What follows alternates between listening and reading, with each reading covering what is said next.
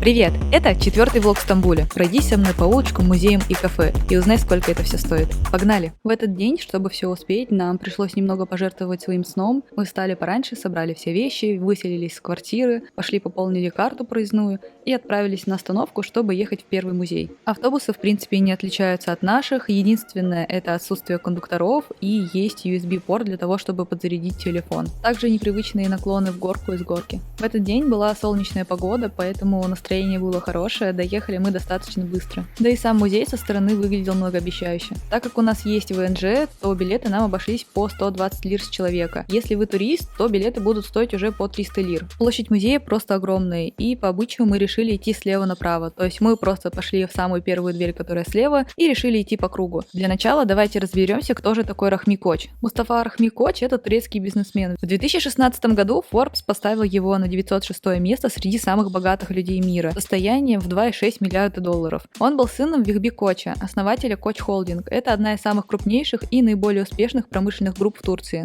В экспозициях музея представлены уникальные автомобили. Они включают в себя старинные модели, редкие гоночные машины и классические автомобили. Среди них можно увидеть легендарные модели, такие как Ford Model T, Rolls-Royce, Cadillac, Bugatti. Рахми Коч был увлечен коллекционированием исторических предметов и редких артефактов, связанных с промышленностью и техникой. Он решил создать свой музей, чтобы поделиться своей коллекцией с публикой и сохранить историю технического прогресса. Музей разделен на несколько зон, посвященных различным тематикам, таким как автомобили, морская история, авиация, железнодорожный транспорт и коммуникации. И все они вместе составляют более 15 тысяч экспонатов. Данный музей представляет собой историю турецкой промышленности с 19 века и до настоящего времени, отражая важные этапы развития страны. То есть, посещая каждый отдельный зал, вы можете проследить развитие в той или иной отрасли, потому что изначально вам будут представлены экспонаты от старших к более молодым моделям. Помимо всего этого, мне очень понравилась интерактивная составляющая данного музея, потому что по мере прохождения мы постоянно натыкались на красные или зеленые кнопочки. Подходя к ним, ты нажимаешь, осматриваешься, и какая-то из инсталляций начинает свое движение. Также в первом здании, где было большое количество ретро-автомобилей, на втором этаже присутствует что-то типа игровое для детей, но она не обычная, а несет под собой объяснение каких-либо физических явлений и идет более такая интерактивная и обучающая. Ну и, конечно же, ретро-автомобиль, который отдали на растерзание обычным посетителям для фотозоны. Мне кажется, что просто любой ребенок будет от этого в восторге, так же, как и я, когда тут можно что-то потыркать, пощелкать, покрутить. Хоть и понятно то, что панель здесь не оригинальная, установлены какие-то кнопки с Алиэкспресса предположительно, но все равно сама интерактивность, она очень радует. Следующий на очереди у нас был павильон железнодорожного транспорта. Здесь вы можете встретить паровозы, вагоны, трамваи, которые сейчас ходят, например, по улице Истекляль. Также в большинство из них вы можете зайти и посидеть на старых сидушках, просто посмотреть в окно, почувствовать себя именно в той атмосфере. Мне почему-то приглянулся поезд Ла Литарина. Он, конечно, отреставрированный, но он прикольно выглядит даже для нашего времени, и внутри все такое аутентичное сохранилось. То есть там есть старые картины, старые сидушки. Ты можешь это все потрогать, посмотреть, окунуться в ту эпоху 30-40-х годов. Кстати, интересный факт про название данного поезда. Ла Литарина — это название, которое относится к нескольким видам морских улиток из рода Литарина. И мне одно кажется, то, что странно называть поезд как улитку. Это не единственные вагоны, которые здесь представлены, и дальше их больше. В принципе, в большую часть вагонов ты можешь зайти и в них походить, так посмотреть. Причем я, например, даже не могла представить то, что обычные вагоны меня так заинтересуют. Даже фотографию в одном из них сделала. Одним из самых запоминающихся для меня стал вагон, который был построен специально для султана Абдул-Азиза. То есть это было его первое путешествие незавоевательное в Европу, и специально для него построили вагон, и он тут стоит, ты можешь в него посмотреть и увидеть, как в те времена путешествовал сам султан. Направившись к следующему залу, мы совершенно случайно обнаружили то, что в самолет, который висит где-то на высоте, можно подняться. И внутри снова есть интерактив, когда ты нажимаешь кнопку, и можно услышать разные звуки из кабины пилота.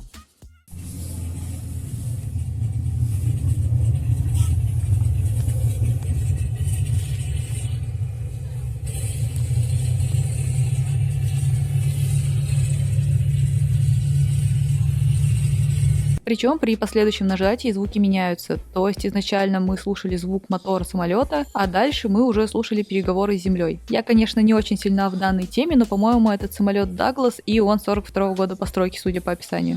целом самолету ставлю большой лайк, и, кстати, когда ты идешь в сторону пилота, то там такой нормальный наклон. Примерно в это время у меня закончилась память на телефоне, поэтому подключился Антон и стал снимать со второго. Кстати, самолет — это примерно половина всего маршрута, и дальше мы уже направляемся вон в ту лодку. В ней, кстати, тоже находится часть выставки, но там в большей степени представлены какие-то игрушки. Также мы проголодались и по пути искали кафешку, потому что мы точно знали, что она где-то здесь должна быть. А нашли мы ее на корабле. Тут можно взять себе небольшой перекус, конечно, каких-то супер-пупер блюд не ждите, но по мне так нормальный перекус за 104 лиры. Ну и, конечно же, компанию нам составил замечательный зеленоглазый котик. Еще узнала, что в этом музее можно посетить настоящую подводную лодку. Туда нужно будет купить отдельный билет, и экскурсия проводится примерно один раз в час. Но, к сожалению, нам сказали, что в это время она там не проводится. По дороге к следующей части выставки мы заметили ретро-кафе от Coca-Cola. Также там были представлены ностальгические грузовики для доставки Coca-Cola. Причем мне кажется, что летом это кафе вполне себе функционирует. А мы побежали дальше смотреть на даблдекер. И да, это тот самый двухэтажный автобус красного цвета, который курсирует на лондонских маршрутах. И вы уже, наверное, не удивитесь, но тут тоже можно зайти внутрь. Правда, до конца вы походить можете только по первому этажу, на второй этаж вы можете просто подняться, посмотреть на виды и как выглядело все изнутри. А вот посидеть можно уже на первом. Также вы можете дойти до кабины водителя и посмотреть, как было там все внутри. Когда я поднялась на второй этаж, то поняла, что если выстроить определенный маршрут, то прям очень хочется покататься на втором этаже подобного автобуса, потому что можно посмотреть на красивые виды города или воды. Я, конечно, не уверена, но мне кажется, что в Лондоне такие маршруты уже имеются.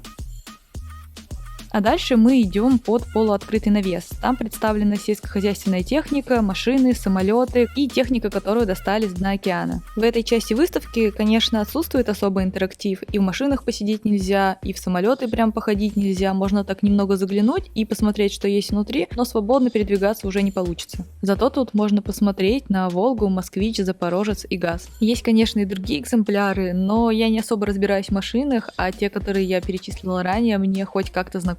Причем интересно посмотреть, на чем катались буквально 50 лет назад и насколько это отличается от нынешних машин. Или сельхозтехника, посмотрите, ну это же Валли просто. Также Рахмикоч очень много занимался благотворительностью и инвестировал. И, например, можно встретить экспонаты, которые были найдены благодаря раскопкам, которые он профинансировал, или, например, какой-то затонувший самолет, который достали благодаря ему с дна моря.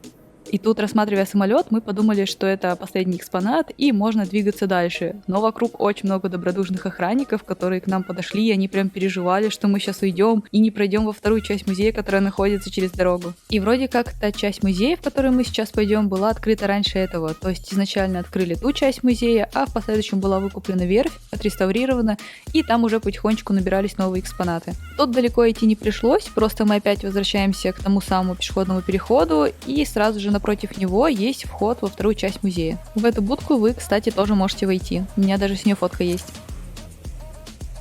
В коллекции музея присутствуют уникальные экспонаты, связанные с историей связи и телекоммуникаций, включая старинные телефоны, радиостанции и другие устройства. И тут тоже не обошлось без интерактива. Например, было очень интересно услышать, как звучат вот такие вот старинные пластинки.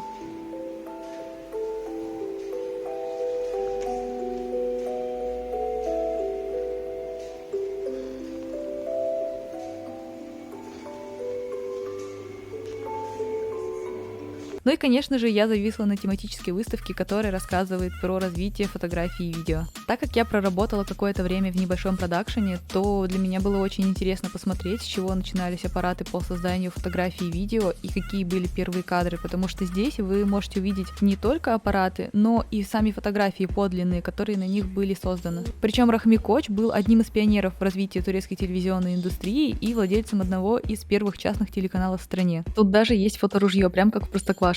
Также вы тут можете посмотреть на зоопроксископ. Это изобретение, которое сделали в 1879 году, служило для того, чтобы можно было оживить картинку, так сказать, первые мультфильмы. То есть там были своего рода тарелки, вот тарелка — это внутри такие изображения с картинками, и их можно было менять. Потом вы начинаете вращать зоопроксископ и смотреть в щелки, и таким образом картинки внутри оживают и превращаются в мультфильм. Также в этом здании огромное количество миниатюр, кораблей, картин, просто миниатюры городов и каких-то экспозиций. Кстати, когда вы смотрите смотришь на миниатюру города, почти везде есть кнопочки, и там начинает ходить то поезд, можно тут сейчас заметить, то где-то свет загораться, тоже очень интересно на это посмотреть. Так что, подводя итоги, это просто огромная рекомендация к посещению, потому что помимо того, что музей сам по себе огромный, очень много интерактивных всяких штучек, при таком количестве экспонатов учтено, что человек может устать, и везде ты можешь найти место, чтобы присесть и отдохнуть. При этом я думаю, что данный музей будет интересен как детям, так и взрослым, поэтому здесь останутся довольны абсолютно все. Ну а мы пока добираемся до улицы Истекляль, чтобы сходить в место, которое уже напрямую связано с фильмами. А именно, выставка, посвященная Кубрику. Стэнли Кубрик — это великий американский кинорежиссер, продюсер и сценарист. Его вы, скорее всего, знаете по таким фильмам, как «Сияние», «Космическая Одиссея», «С широко закрытыми глазами». Возможно, вы еще смотрели «Заводной апельсин». Выставка проходила в Стамбульском музее кино, который находится на улице Истекляль. Вход стоил 80 лир с человека. А зайдя внутрь здания, почему-то окунаешься в атмосферу Питера. Выставка Кубрика находится на самом последнем этаже. И пока ты до нее поднимаешься, ты проходишь зал, где представлены уже выставки, посвященные турецкому кино.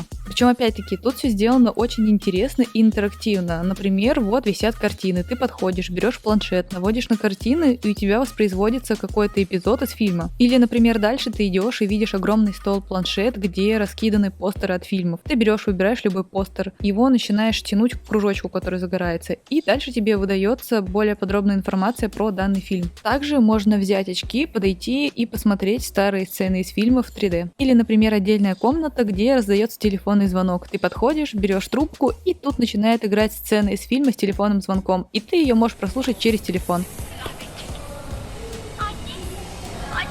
Или даже самим попасть в кадр из фильма. Так мы постепенно добрались до выставки Кубрика. Данная выставка, скорее всего, не для всех. Тут она понравится конкретно либо ценителям кинематографа, либо любителям Кубрика. Так как мне было очень интересно ходить и наблюдать, что вот это кресло, на котором сидел Кубрик, а это сценарий его фильма, а это раскадровка. Потому что вещи здесь все подлинные. Насколько я вычитала в интернете, это Кубрик сам собирал после каждого фильма все вещи, складывал в коробку, подписывал и складировал у себя дома. И каждый раз, когда они приезжали семьей, он все эти коробки с собой перетаскивал. И в последующем уже его семья решила, что необходимо из этого всего сделать выставку. Так что здесь находятся оригинальные хлопушки, реквизит, постеры, и это все настоящее. Я тут даже с близняшками на память зафоткалась. Почему-то мне кажется, что большая часть зрителей знает именно фильм «Сияние», поэтому тут можно посмотреть в миниатюре тот самый лабиринт, машинку, за которой они печатали, тот самый топор, которым они проламывали дверь, тот самый нож, который был у актрисы в руках, оригинальные платья тех двух близняшек и многое другое. И хотя, скорее всего, вы не знали, но Кубрик был достаточно тяжелым человеком для общения, он очень любил издеваться над актерами, с ним было очень тяжело работать, каждую сцену он переснимал раз по 100, и хоть для съемки он и брал готовое произведение, чтобы воплотить его в жизнь, при этом он очень сильно его менял, что не нравилось авторам. Но по мне так это следствие того, что он был наижутчайшим перфекционистом, и без этого просто не вышли бы такие замечательные картины и не были бы настолько популярными.